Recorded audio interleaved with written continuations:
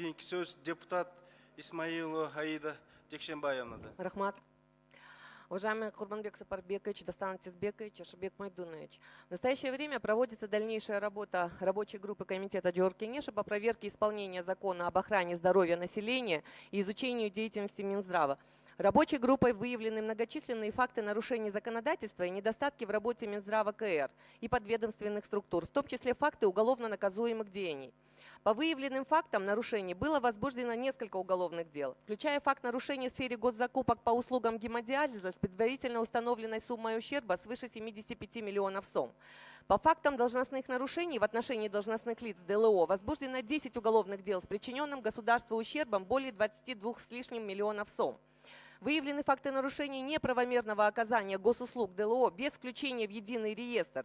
Причем доход от этих услуг, минуя систему казначейства государства, остается в распоряжении ДЛО и расходовался без контроля со стороны государства. Эта незаконная практика сохранялась в течение нескольких лет.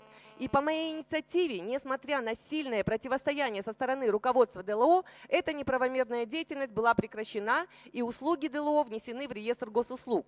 Таким образом, госбюджет пополняется. Отдельные факты системных нарушений в сфере лекарственного обеспечения отражены в промежуточной справке рабочей группы.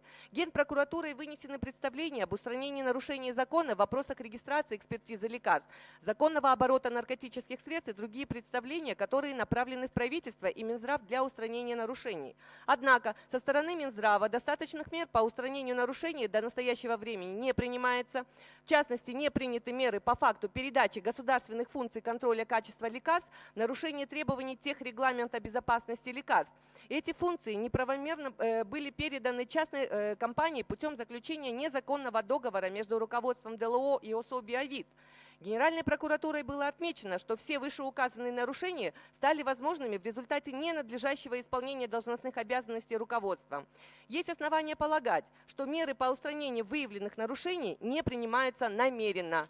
Причем все это время на меня и на привлеченных экспертов продолжает оказываться давление, вплоть до прямых угроз со стороны лиц, лоббирующих интересы фармафии.